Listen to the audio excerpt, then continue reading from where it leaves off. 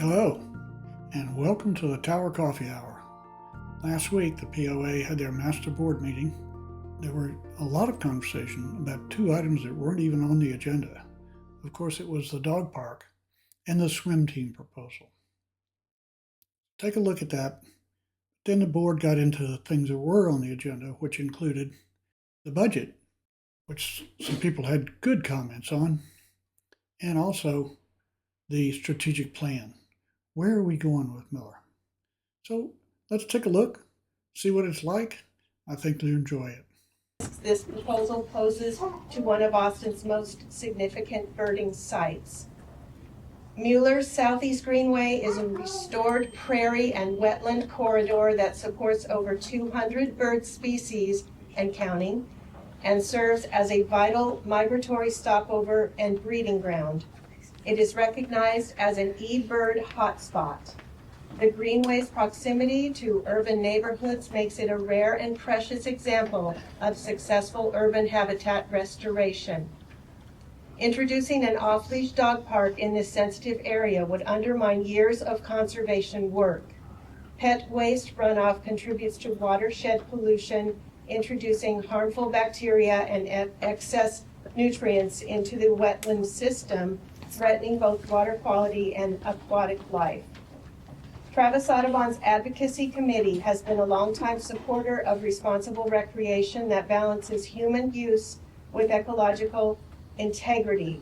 We support the development of fenced dog parks in appropriate locations, specifically those sited away from ecologically sensitive areas like Mueller Southeast Greenway. This approach allows for safe, enjoyable spaces for dogs and their owners while preserving critical habitat for wildlife. We urge city planners and the Mueller neighborhood to prioritize long-term ecological health and community well-being by protecting the Southeast Greenway from incompatible development. We welcome the opportunity to collaborate on solutions that uphold Austin's commitment to sustainability, biodiversity, and inclusive access to nature. Signed by Mashariki Cannon, Executive Director, and Mara Powers, Advocacy Committee Chair. Thank you very much. And so we're not really being speedy. We're just encourage everyone to try to spend less time, or we're going to have to cut off without hearing. Okay. So next. Kathy Snyder, I'm going to let Virginia take my spot. Okay. Hi, everybody. Hello. My name is Virginia Rose. I'm founder of Birdability. Birdability's mission is to help disabled people learn how to bird, how to be outside, how to find accessible places to bird. I have helped get over 2,000 accessible sites on a map here in this country. 15 other countries are involved. My job here in Austin is to continue to find disabled people, and I do that one by one by one.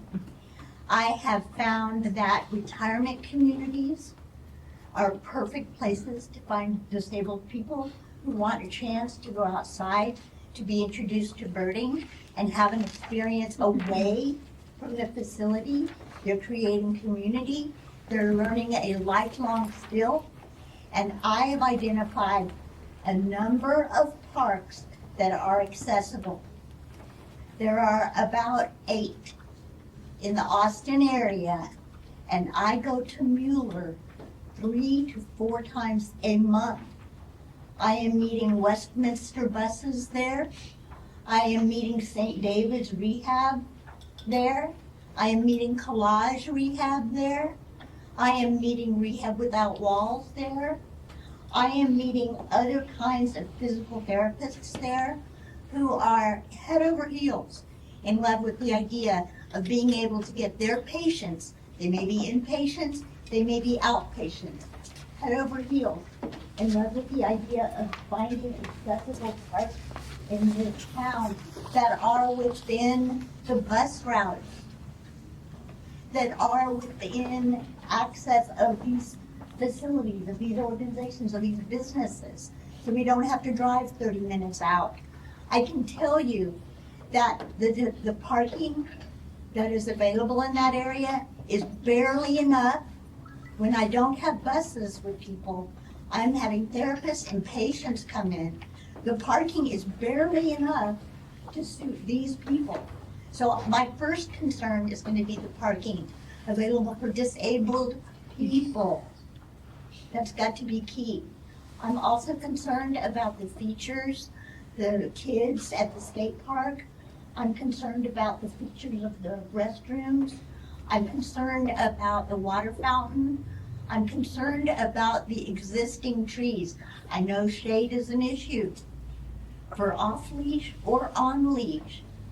And off-leash or on-leash are not to be making use of existing trees. So I think that's going to be a difficult challenge for off-leash to meet. Thank you.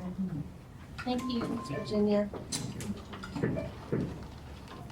Oh, and I should say that the only recommendation that has come before the board is from the POA working group on a pilot dog park, and that recommendation was for the Northwest Greenway.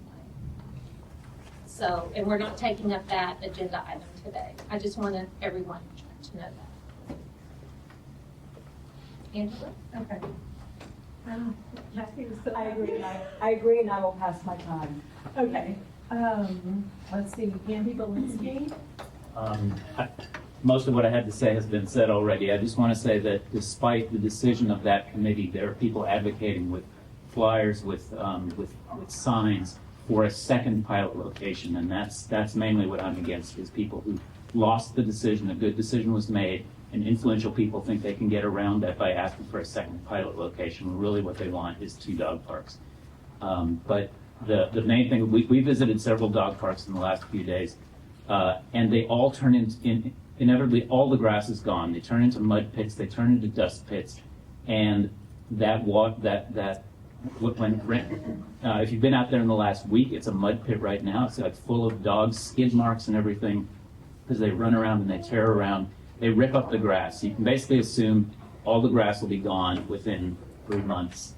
And then all that silt will start washing in and causing turbidity and killing off aquatic plant life. So it's a totally inappropriate location for a dog park, which and I'll reserve the rest of my time. I mean, for other people. So. Thank you. Karen Ascott. Thank you. I'll be brief because of what you just said, but as Mr. Belinsky just said, we've been hearing that there's another effort to privately fund a second pilot project, and I believe that the real push is to actually have a final dog park on the Southeast Greenway. Proponents have said they want one they can walk to, they like it, it's for their personal convenience. But as others have said, there is no parking. It was not designed for dozens of extra people, and as we know, a dog park would be for all of Windsor Park and basically Northeast Austin. So we're talking dozens of people per day. I think there are some pictures available publicly to show just a few nights ago, the place was completely full. Zach Scott and Tom Mueller and the parking lot were all full. Some people parked on the wrong side of the street. It was completely fully parked and there was not enough room. And there are a lot of problems. They said they would privately raise funds for a pilot project, but there are a lot of potential problems for that. One of them being especially uncertain funding, that, you know, a group well-meaning can say, hey, we've got private funding for this, but you never know when that's going to dry up. And if all of us taxpayers are going to be left holding the bag, looking at Prop Q, if that passes, I saw a website that claimed my personal property tax would shoot over $30,000. Most of us are not really looking forward to increased HOA or POA or whatever fees assessments here. And I do understand there are row homeowners who are looking at something shocking, and I don't think it's fair to do that. Thank you. Please table that item and don't let it come back to you. Thank you. No, but My name is Meryl Foote, and I was on the Dog Park Working Group, and I was the founder of Mueller Dog Park Coalition.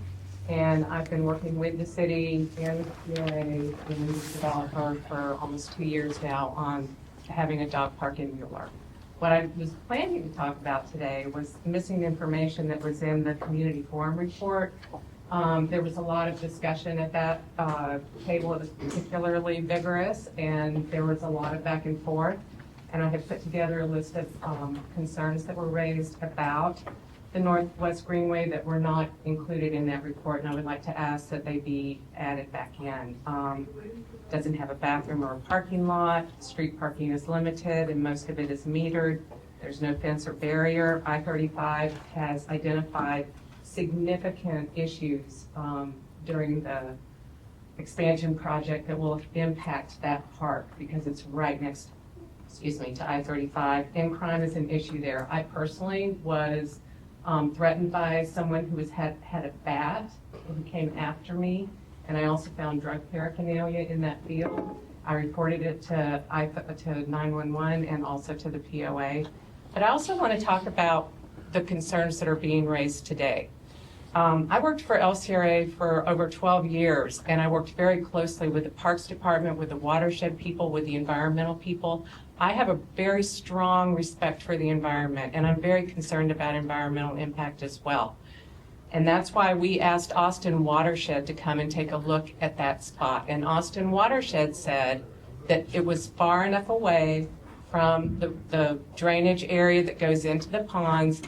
I'm sorry, but that's what they said, and that it would not be a concern. And there are also mitigation measures that you can take.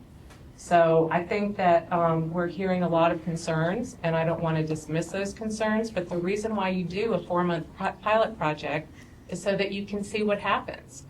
The pilot project is going to be about $5,000. The city agreed to pay for one. Several members of the working group asked to have one at each. We were told the money wasn't there. So a group of people who live in Mueller have offered to make sure that we can fairly and equitably assess both sites. And I understand the concerns, but I also think that there are ways to mitigate them and address them. And I ask that we keep an open mind and that we continue to do research and gather information about what our options are. There's also another site across the street that the working group, members of the working group asked if the POA and the developer would be willing to transfer that back to the city. It belonged to the city, and in TCAT it still belongs to the city.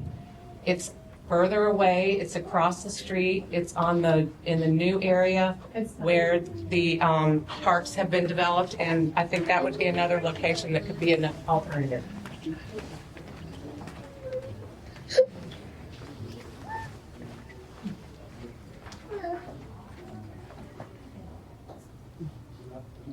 Oh, we don't have the topics. Okay, all right. Well, I guess just keep going. But I do want to say that, I can go for 10 more minutes, or if we go any longer than that, we won't be able to get our business accomplished in the time we have. So let's move on topics, since Dog Park isn't on the agenda tonight. And is anyone here to talk about the budget? Okay, I'd like the person here to talk about the budget that's on the agenda to have a chance to speak.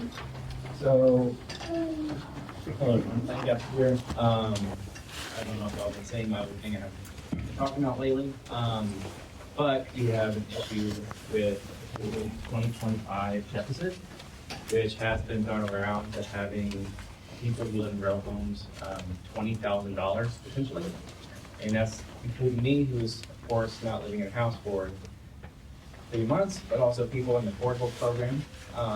Could affect a lot of people. It could affect people who are living paycheck to paycheck. It could affect people moving. There's affect the real estate agent markets because you have to disclose that. And so, again, $20,000. Let's say even if that's max, or even if you cut it in half, $10,000. That is just not reasonable for the majority of the people here. And so I do want to say we have to do something to mitigate that. Again, even if it's cut in half, that would still affect the financial aspects of a lot of people. And so some of the questions I do have is, was the 5% jump in deductible for hail, did that have anything to do with interior coverage?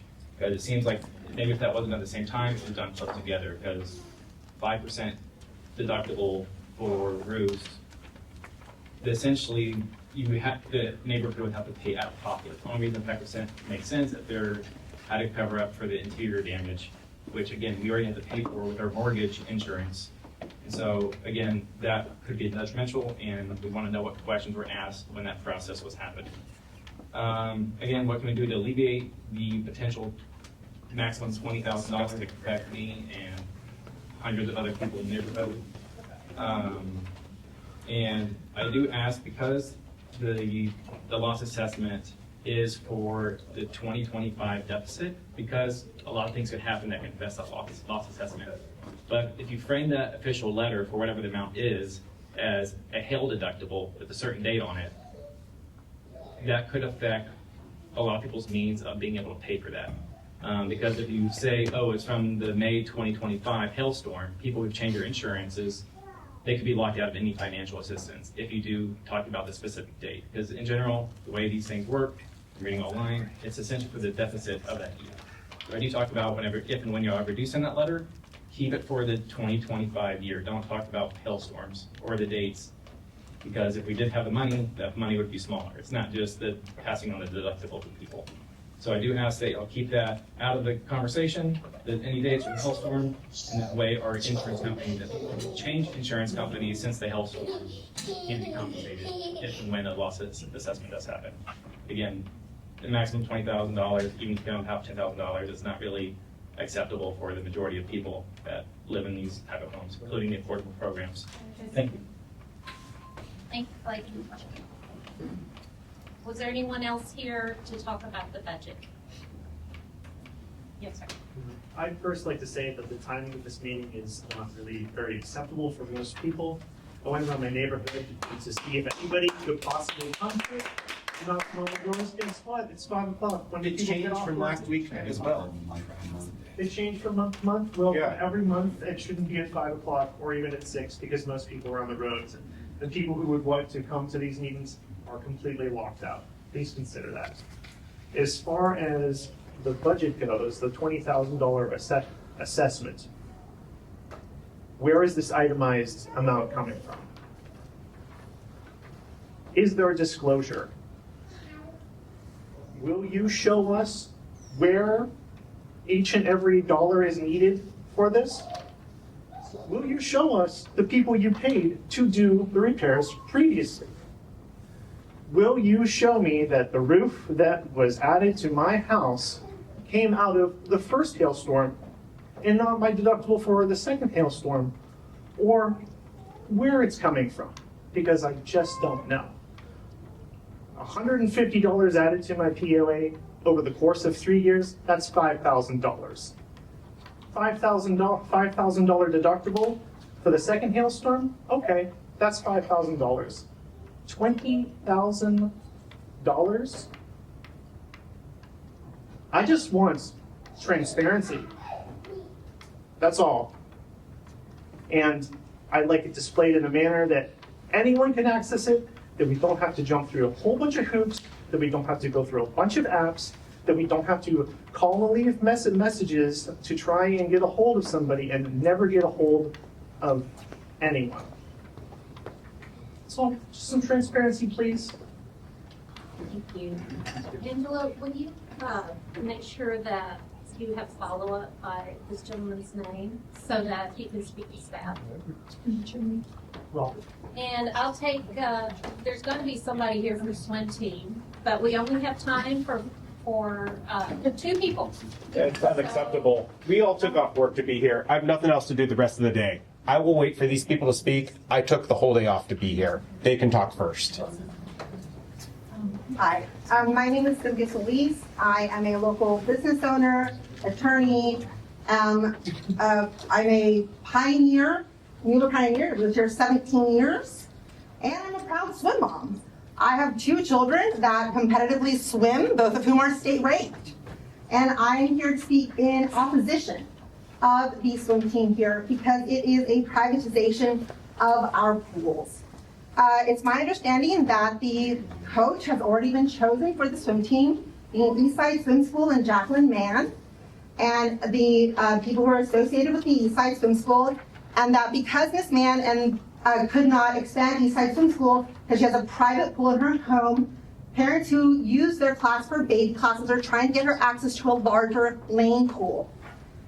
This came up in a Facebook comment where the parent was like, hey, I already know who's going to be the coach. And I was like, how do you know? How do you know? Then somebody contacted me directly and let me know that they know how she knows. Because everyone knows, except for us. I don't know. So this is the privatization of the Mueller pool on times that could actually be available to other residents. If we can have access to the pool on cleaning days, then let's have that available for residents instead of privatization of our pools for access to a pool for a specific swim school and a specific swim coach.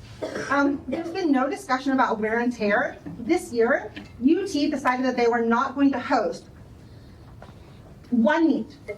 UT hosts one meet for the city of Austin, one. And they said that having that many small children at their pool was too much wear and tear. And they declined to have that meet at UT. A meet that has happened at UT for 20-something years, and they said that just having that one day, one meet with that many, with small children was too much wear and tear on their pool. And so they do not have a meet at UT anymore through the city of Austin. There's been zero discussion about wear and tear on the pool. There's been zero discussion about where these meets are going to occur and how much wear and tear there's going to be on the pool because of that. So here we are giving up time that we could have been using the pool and paying for it so that somebody that's already been chosen can come in and teach classes and have access to our pool on a day that we could use with no discussion of wear and tear, with no discussion of how much they're going to pay for that. And, we'll be closed for meets. We haven't heard, like, meets are usually on Saturdays. I know because I spend a lot of Saturdays with swim meets, friends. And had no discussion about the meets. And so it is, half-baked at best. And I would ask the POA to get clarification on at least those three things.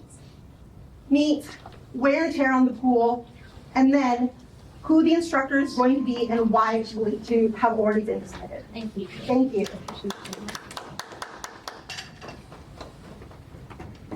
We'll hear from one other person. It's unacceptable, but go ahead. Hi, my name is Amy. I am a mom of soon to be 3, and I'm a former swimmer as myself, and I'm here to speak in favor of the swim. So I grew up swimming in a community pool, and the swim, it brought so much to the community. I don't really like this narrative of privatization because it is for the community. It was organized by the community, by parents in the community, for everyone in the community. It's not excluding anyone. I don't think that they're being precious about the coaches or anything. And I'm really excited for my kids to be swimming in, swimming for their community, in their community. When I was growing up, the Brookline Blue Dolphin team was like a really pivotal part of my childhood, and it brought the community together. The parents got to go and meet each other and support each other and root for Mueller. And it's also, the kids are already swimming in the pool, right? Like the same kids that swim in the pool already. And it's really at no downside for the rest of the community members as is. Right now, we don't. Are we groaning at children swimming? Is that what this Mueller community is doing right now? There's insurance issues, which you have not adequately Thank addressed. you. Well, I'm really looking forward to having my children swim with the other children in the community. So, we'll really appreciate Why it. not I'm do really Patterson thankful. then? Or Bartholomew, yeah, there already is community swim. The hours are more difficult, and then the roads are really busy for my kids who are on scooters and bikes. Like crossing Airport Boulevard is like a pretty big deal. I can't tell if we're having public comment anymore, but what I would say, because we're at 30 minutes now and we do have business to do, that you can contact the POA and send a message. I'll give you the board address, which is POA President @life@miller.com, and you can use that to contact the board. and those emails will be forwarded to the board. This is the most people we've ever had attend. And so I'm glad that people came to a meeting. I'm sorry everyone didn't get to speak, but we do have to get on to the business. Will you guys respond to those emails? Because I have not had one response since. Yes, we will respond to the emails if there's a question. Over 18 years, I haven't had one response. I've only had that address for 1 year. Just want to make sure it's POA president at Mueller.com. Yes, Okay, thank you. that's correct. All spelled out. Yes, thank you. Okay, so now we're moving on to call the business meeting to order. It is 5:33, and this is the meeting of the Master Board. We have a quorum. We actually have every member of the board here this evening. Or online. With us online, in person, or online. And we also have the Mueller Foundation with us. Robin LaFleur, glad to have you. Thank you. So the first item for business today, and this won't be an interactive meeting past the point that we just had. So now the board will be interacting on these business items. The first is the meeting minutes from the September 25th meeting. So board members, if you will look at your minutes, we're trying to go to a mostly electronic board packet, so we may be going back and forth in our computers to try to get to documents. Sometimes we have hundreds of documents for these meetings. So trying not to kill as many trees in the meeting. So I'm looking for a motion to approve the September 25th meetings. Thank you. Joe Denton. Second. Joe Freeland seconded. Any discussion on the minutes or requests for corrections?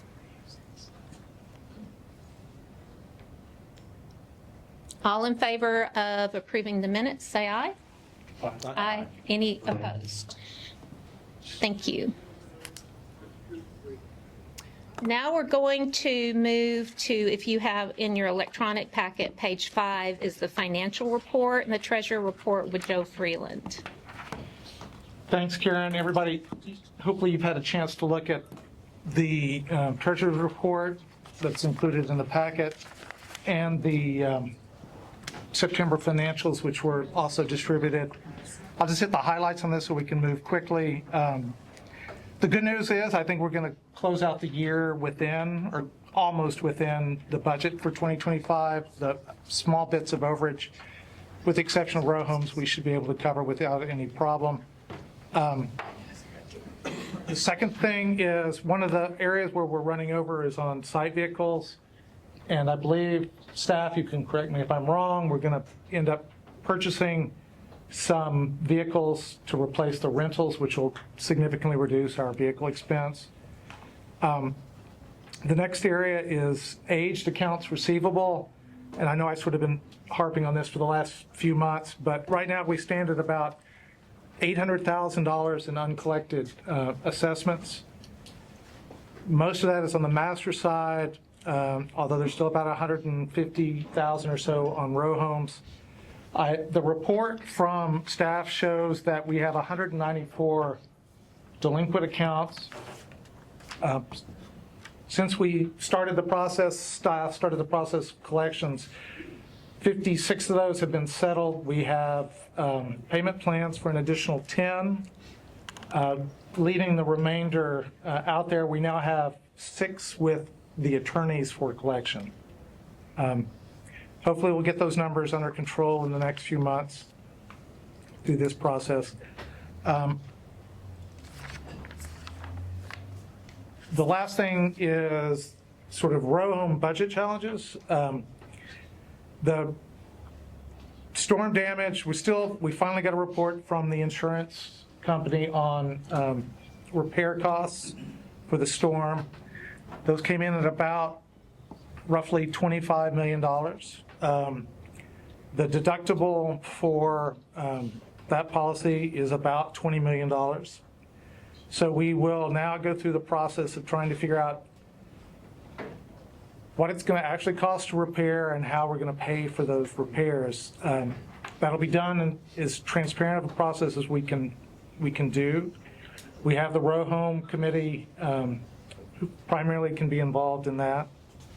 So hopefully we'll get those special assessment numbers worked out over the next few months. It'll probably be early next year before we make a final decision probably on special assessment.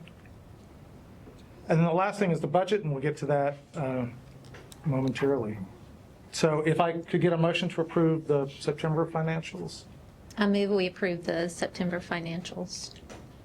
Second? A second. Jody. Okay. Seconded. You can call the vote. Oh, yes. So all in favor of approving the financial report? Aye? Aye. Any opposed? Okay, motion passes. And now we're going to go on to the consent agenda. These are appointments of committee members that have been requested by the various committees. The Lifestyle and Events Committee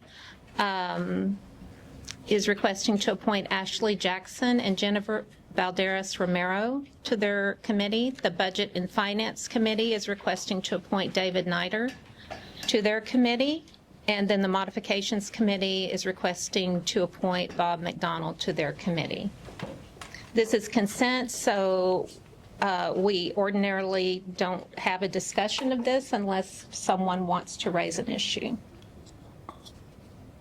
So in that case, we will move, I would like a motion to approve the appointments. Make the motion.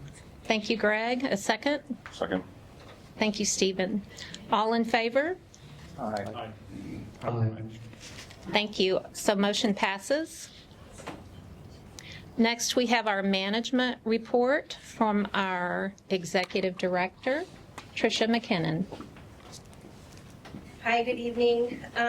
Today I want to start off talking about the action item reports that we have currently. We are at an 83% rate of closure. Some of the issues that we have are kind of a broader issue as to why we can't close all of those at a higher rate. Some of it has to do with parts, getting those into us, if it's something that we have to push out to a bid. So we have to postpone some of those, but we hope to work on that and get that a little higher as well. Upcoming meetings and events that we have our annual meeting that will be held next week, November 6th at 6 p.m. here in the same building, different room though, towards the front. Voting is live, so you all should be able to access your voting accounts. You should have received a postcard in the mail, but you can go online and find information there as well. Tricia? Yes. What about people who haven't received a postcard and would like to vote and don't have any information? If you want to come into Mueller Central, you're able to do that and vote in person as well. And if you need help with any of that, we have staff there that's available to help you walk through the system and show you how the voting works, either online or in person on paper. We have our next Rock the Park. We just had one last Friday. If y'all saw the drones in the sky, it was a pretty impressive show. We have our last one on November 7th, again at 6:30 at Mueller Lake Park. Grounds update. Right now we are working on tree replacement, so you might see that going on in the community. Parkside tree replacement was approved and is in the process of being scheduled as well. We do have landscaping going on for the sink block that is to prevent erosion, and so that has also been completed. The maintenance team right now is focusing on addressing repairs related to vandalism throughout the community. If you all happen to notice it, please feel free to let us know about that. Again, you can come in and tell us in person. You can reach out to us through Vanzica or online. The more people that we know about that, report something, it's easier for us to see because we can't be everywhere at all times. I have a question pertaining to the vandalism. So is the HOA responsible, for example, if someone were to dump a can of paint in the alley, right, cleaning that up? Or is that the city of Austin? It depends on the ownership of the alley. So if it is an alley that is not private, then it would be the city. So that would be like the row home alley. 311. I'm sorry? Oh, if it's I'm sorry. So it's like, let's say it's a bunch of row homes, and it's an alley, and there's like a ton of paint in there, from when some homeless person decided to splatter it or whatever. So that's the city or the HOA? Because I know in the HOA documents, it does state that We probably need to get more information from him. What I would suggest is giving us your information, and we'll go out and look at it, and then we can determine whose responsibility that is. Do you have the address? I do, but so I got my portion cleaned up, but there's a bunch of other areas that have paint from this particular vandalism incident. And, when I contacted whatever the current co-hair, they didn't seem to know who was responsible. Okay. John, do you want to go and get his information? Okay. We'll have John Cisneros come back and get your information from you, and he can go out and take a look. Sure. Thank you. The hailstorm update, I know there's a lot of concern with that. We have received the initial report from our insurance agency Travelers, and they're currently, we're working with them and collaborating with them with our public adjuster consultant to make sure that the report was thorough, that all of the damage was included. Just going through it again, making sure that we have everything marked down for the insurance company. The latest update on replacements and the work done so far, the total request we've received is 239. We've completed 139 of those requests. There's still about 41 homes that are pending materials, and glass panes replaced to date is 266. Tricia, I wanted to clarify, that is for window replacement, right? Correct? I'm sorry? That's for window replacements? Yes. Yeah. Yes. And then modifications, we've received 21 applications in this past month. 7 of those have been approved, and some of those things that were approved included patio enclosures, exterior paint, fences, things of that nature, and 4 applications are still pending. And with that. Any other board members, any other questions for Tricia this time? Thank you, Tricia. All right, so next, the board members, on page 20 of your primary attachment is the community forum report. And this did go out to the community, but I'm going to just highlight a few things that are pertinent to our agenda today. We did hold a community forum on October 11th. We had approximately 50 members of the community attend. It was advertised 2 or 3 times in an e-blast and in the Mueller Messenger. And we had a very interactive, good turnout for the day. We had 4 breakout sessions related to the priorities for the master budget. We had a row home breakout session. We had a dog park breakout session, as has been discussed, and we also had a swim team breakout session that was also well attended. And so this report has already gone out to the community, as I said, but in terms of the budget, that was a well-attended session. They were all actually fairly well attended, but generally, the individuals present generally supported the increased funding for the master assessment related to community engagement and landscape rehab, tree maintenance, trash, and additional trash pickup in the parks. Most Most thought that the funding for our community patrols should remain about the same or be increased. And then unbudgeted items, including a pilot dog park and funding repairs for the splash pad, were less popular with the group. So we did receive that input.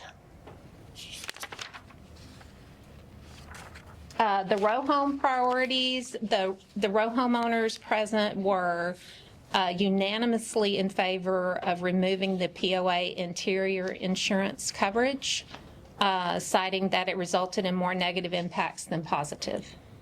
So that was a clear indication from the group. The swim team proposal breakout session, the proposal was very different from their previous proposal, which Natalie will describe shortly. The questions were generally around liability insurance, and one of the things to note is that in addition to the liability insurance that would be provided by the swim team and naming the POA as an additional insured, what we have discovered is that we don't have gap insurance coverage for special events right now for the POA, and so we're working with a broker to get that gap coverage. And it's not specifically for the swim team, it's for all of our special events that the POA hosts in the neighborhood. So those are just some of the things that came up in the community forum that are there was a lot of discussion of the southeast and northwest greenways, of course, in the dog park discussion, and divided opinions, as we've heard this evening. So that's, any questions about the community forum report? Karen, you want to mention the strategic plan? I do want to mention the strategic plans, but I was not going to. But I did also give highlights of our strategic plan at the community forum, and there was a lot of interest in that. We did post the strategic plan, the 21-page strategic plan, on the website and asked for feedback, and it's so good that not one person provided any input into it. So that's the update. I have a quick question about the 100% community forum. I'm sorry, but this is the board interaction. No, that's okay. So there is no action on this report. It was just an informational report. And I can answer your question after the meeting if you stick around. So under old business, we wanted to take up the item of the revised swim team pilot proposal. For those that have been following this issue, it started early this year with a proposal. It's been changed a couple of times in response to feedback from the community. And today we are looking at a new proposal that is on page 29, I believe, of the packet. PDF page. And board members, I know you've read all your backup materials and you reviewed all the information, all 150 pages of the information provided today. But in just a moment, I will ask Natalie Clark to describe for the board what is different about the current proposal. Let me get down there.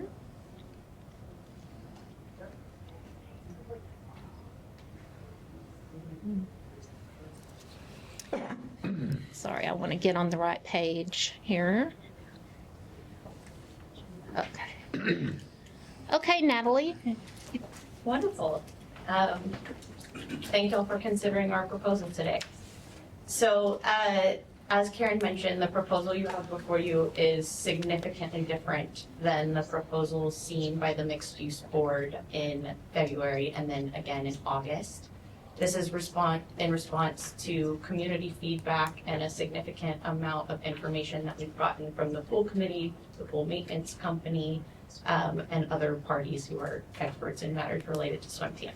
So in summary, the biggest change from what we initially proposed is we are now proposing that the community swim team practice at Ella Wooten Pool on Monday afternoons and John Gaines Pool on Wednesday afternoons, when they have historically been closed following their cleaning. This idea actually originally came from the pool maintenance company, which was the entity that pointed out that the pools were safe and usable in the afternoons at each location in order for the swim team to be able to take place without impacting community members' typical access to swim. So the swim team would practice over the course of 15 total days, 7 Mondays, all Mondays between April 27th and June 19th, excluding Memorial Day weekend, and 8 Wednesdays, and then swim season would be done. As has been the case all the way through, the swim team would not be hosting any meets. Those would take place in other neighborhoods. The league is not interested in us hosting meets at this time. Other small changes to the previous proposal had asked for up to 4 days of practice. Since it will now be 2, we slightly elongated the time window. Rather than 2 hours of practice total, it would be 3 hours of practice total, with groups of kids practicing 45 minutes at a time. And the other major update is that, again, given that slightly less time, the participation fee is expected to be lower. We're looking at somewhere between $200 and $250 per swimmer. I'm hoping to hit $215. But the affordability option that we plan to offer to all members of the community who live in affordable units is unchanged. So that rate would be $50 supported by philanthropic fundraising. And we've already had a couple of very generous individuals step forward and offer verbal commitments to fund scholarships for kids. So we're feeling very good about being able to offer that in our first year. I believe that encompasses all of the changes to any original proposal that you will have seen. I know that the pool committee also has some suggestions and components that they would like seen included, which Amanda and I have discussed, and I believe we're good with all of them. So would you like for Amanda to go next? Well, I wanted to see if any of the board members had questions for Natalie before we move to the pool committee. Natalie, one of my questions has been I know we're talking about a pilot just for the year 2026. That's right. But do you have plans for beyond that? I know that's one of the concerns of the community. I don't. I would hope that the first season pilot is a huge success and that the swim team desires to continue it and the community desires to continue it. But I believe the outcome of this vote tonight, if it would be for Cohere to execute a 1-season usage agreement with us, which means the only thing that would be approved would be the 2026 swim season. Any other questions? I have a question too. I noted that the fee structure, you basically said that it was approximately $215. Okay. And then for members of the Affordable Homes Program, it was $50. And how are you identifying those members? Yes, so we would really just ask for any certificate that they have to show that they're a member of that program. We can also search on our side by searching their address or their name to find a property record that validates their participation in the program. Okay, so just public records? Yes, Yeah, but our goal is to make it as seamless and behind the scenes as possible. Other than when they originally register and pay, there's no difference after that. It all takes place behind the scenes, so kids can focus on swimming and being a member of the program. Thank you. You mentioned gap insurance earlier. Do we have advice of counsel on whether this pilot could proceed with or without gap insurance? The advice we got from our broker and our attorney is to get gap insurance for multiple reasons, so we are actively pursuing that. But it might not be the full burden of the swim team, but would it be in place in advance of this, start of this pilot? That's that's our objective. Okay. Yes. Good question. Any others for Natalie? Okay. Amanda Trevino, with the pool committee, will you let us know what the pool committee has recommended? Yes, we are recommending that we proceed with their current proposal. We have some things that we would like to consider as part of that. We would request that the neighborhood make a good faith effort to see if there are additional Mondays and Wednesdays that could be open to neighbors. Not with lifeguard hours, not an additional cost, but outside of the swim team practice. We want the approval to be, to require that to use John Gaines, that the new filtration system be budgeted and installed. It's my understanding it is in the current budget. Yes. We want to make sure no recreational swimming is permitted by various people or related people while the swim team is practicing. We want to make sure someone is at the gate controlling access to the pools so we can be as safe as possible. We would like some pretty simple weekly reporting from the pool committee, the porters, the maintenance company to see how things are going. We would like our attorney to draft the agreement or review the agreement that is drafted. We want to make sure every family is signing a liability waiver and that they abide by all of the pool rules we have for general usage. Sorry to have to bring it up. We request that if there are biohazard incidents, that they foot the bill for them during the time they are using the pool, that they foot the bill for that so we don't incur that cost, and that it be a one-year pilot program.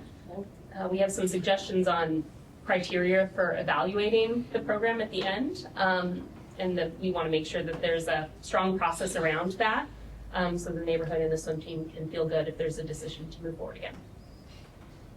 Thank you, Amanda. I have one question for you, and this has come up a lot. Why haven't those days been open and available to all the swimmers previous to this year? Why has the swimming pool been resting one day a week? It's a great question.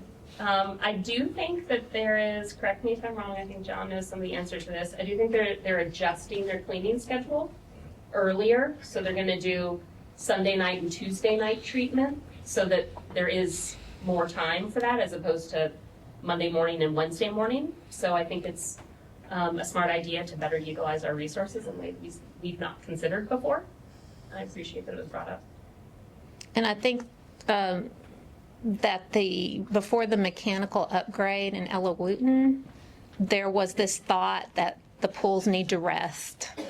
And so now that we have an upgraded mechanical system at Ella Wooten and plan to upgrade the mechanical system in John Gaines, it does not need that same amount of rest. It turns over the water much more quickly. Yes. Any questions for Amanda?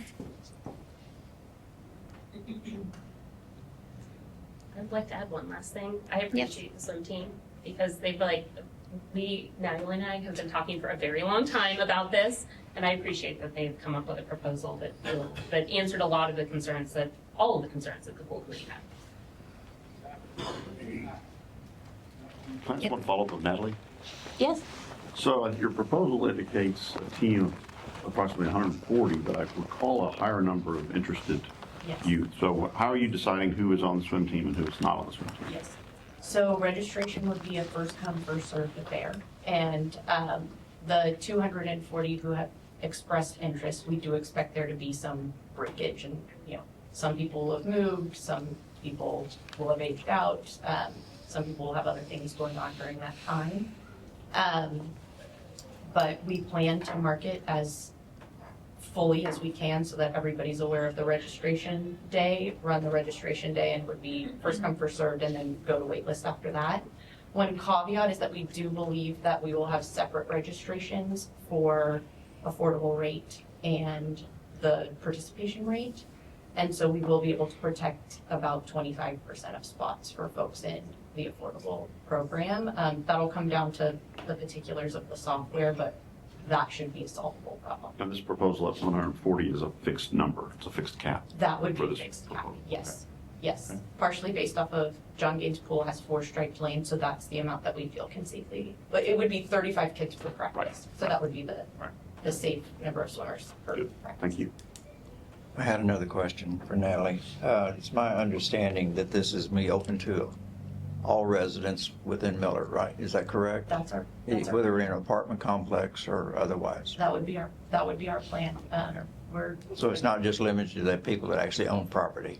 correct. We felt that reflected the values of the neighborhood as best we could.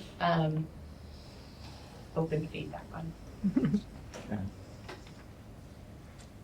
Thank you. Board, any discussion? Well, Well, first, we need to make a motion. Do you have one, Joe Denton? Ask about the fact that the coach has already been chosen. We're not discussing with, Does it matter to the POA?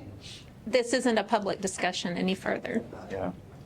Joe, did you have a? I do have a prepared motion. I said I move that we conditionally approve the swim team pilot program, or pilot proposal rather, for the 2026 swim season, contingent upon 1, subsequent board approval of a pool user agreement, which has been also reviewed and approved by our POA attorney. And also, secondly, to evaluate the criteria for the pilot committee, pilot program.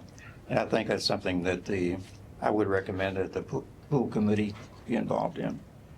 So to restate that, I move that we conditionally approve the swim team pilot proposal for the 2026 swim season, contingent upon 1, the subsequent board approval of a pool user agreement, which has been reviewed by the POA attorney, and 2, the evaluation criteria for the pilot program. Can I have a second?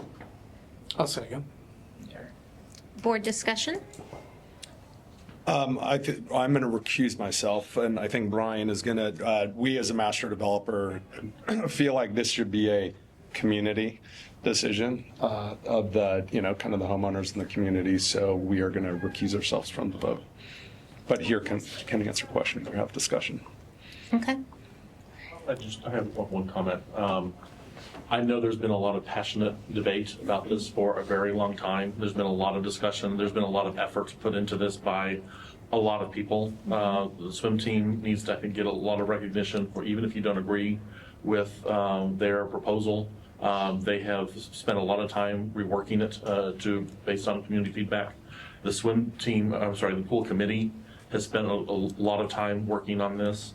The board, the staff, the community that provided a lot of input in this process.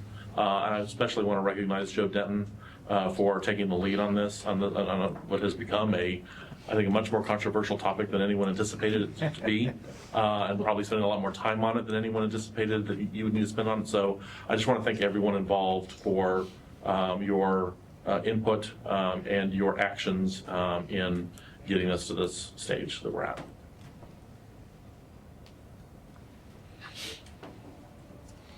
Other discussion?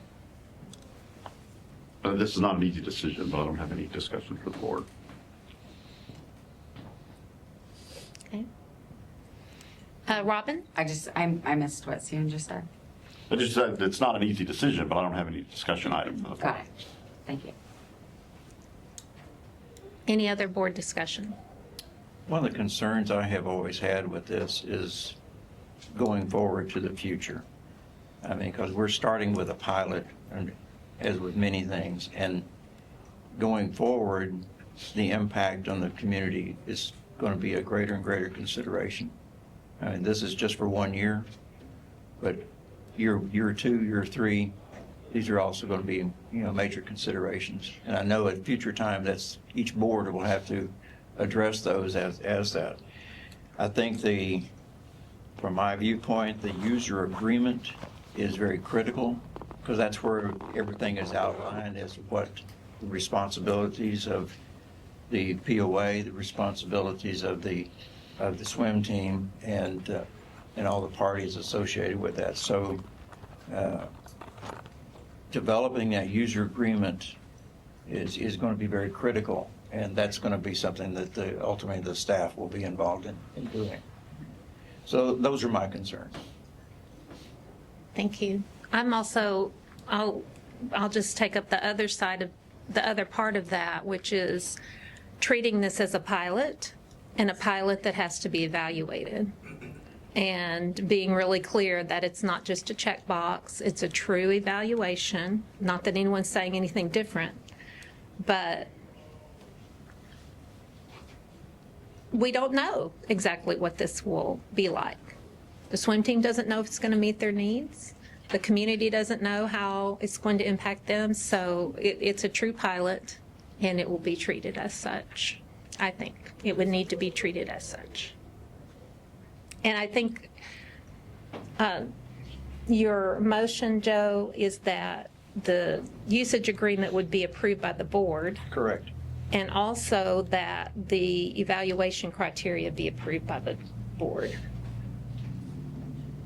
If it's not that, that's it? That is correct, yes. Okay, good. What if neither of those are approved by the board? Then the pilot doesn't advance? That's correct. It's conditional. Okay. Or that's what I understand of the motion. That's correct. It's conditional. That's correct. Yes. Any other discussion? Joe? Well, you know, from the beginning, I've said, right, this needed to come up through our committee process. It shouldn't really be the burden of the board to have to take that up to begin with. It should come up organically through the committees. First, the pool committee had concerns and objections to that, and the swim team went back and has worked with the full committee. Now that the pool committee is in support of the proposal, I see no reason why we should not proceed forward with it. I agree with you. That's a good point. That's a very good point. And the working group. And the working group. Yep. Any other discussion?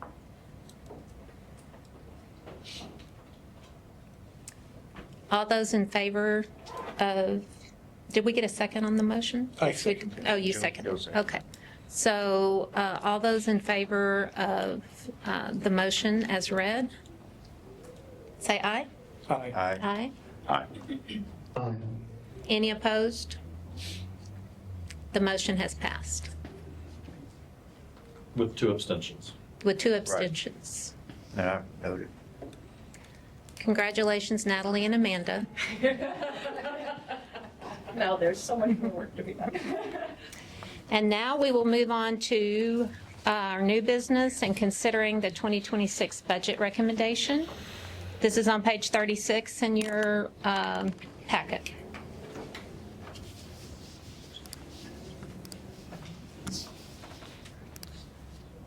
So hopefully everybody's had a chance to look at the proposed resolution to adopt the budgets and the assessments for 2026. The specifics of the budgets are set out on those pages following the resolution. You have in front of you an overview of the proposed assessments and changes in assessments. And before I ask for a motion to approve the budget, let me just go through the highlights of the changes.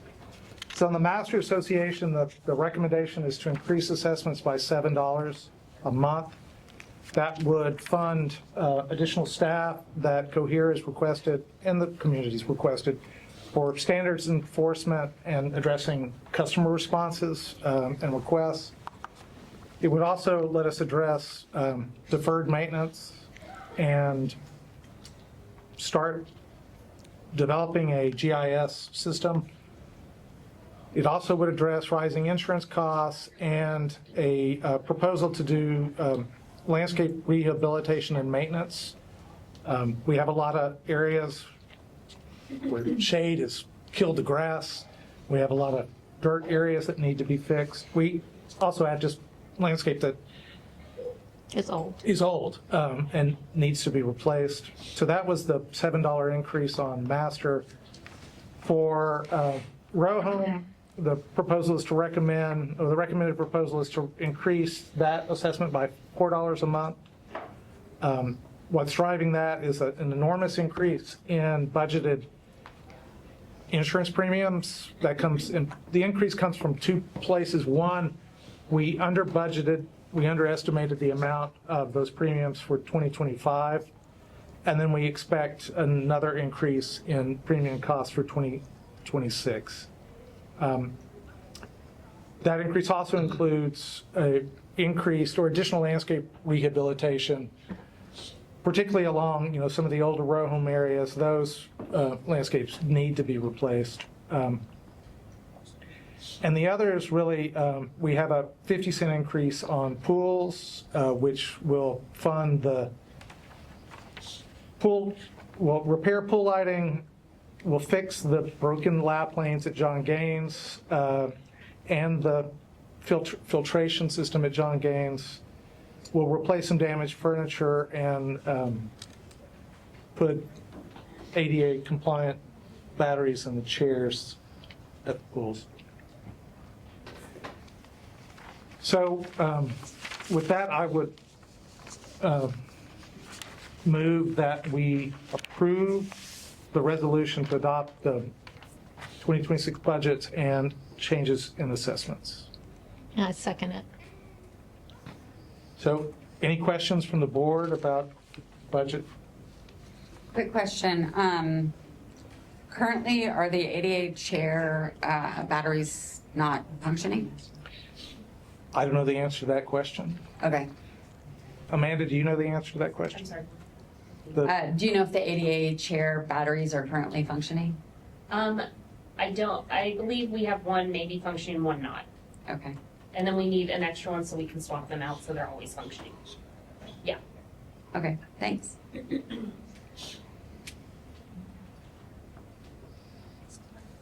Is there any possibility of those coming out of reserve? They will either come out of reserves or out of the budget for 2026. Also,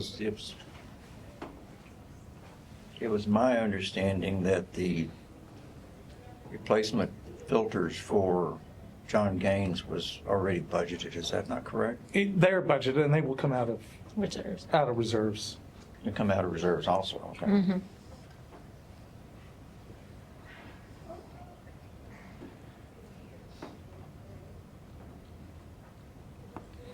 So one comment that I would make is, I'm going to support the budget as is, but Tricia has been here now for less than a month. I think you started on October 1, and just trying to get a lay of the land and in terms of how her staff functions. And you have to give lots of credit. I know that the staff get so many requests. There's so many activities going on, swim team and dog parks and insurance requests and how to use Vantica and the website and the annual meeting and all those things. But I do request that as part of before we start hiring additional people, which is a significant portion of our budget, that Tricia has the opportunity to spend a little more time with the staff, get a better understanding of just the efficiencies. If there's ways to do some things maybe a little bit better, differently.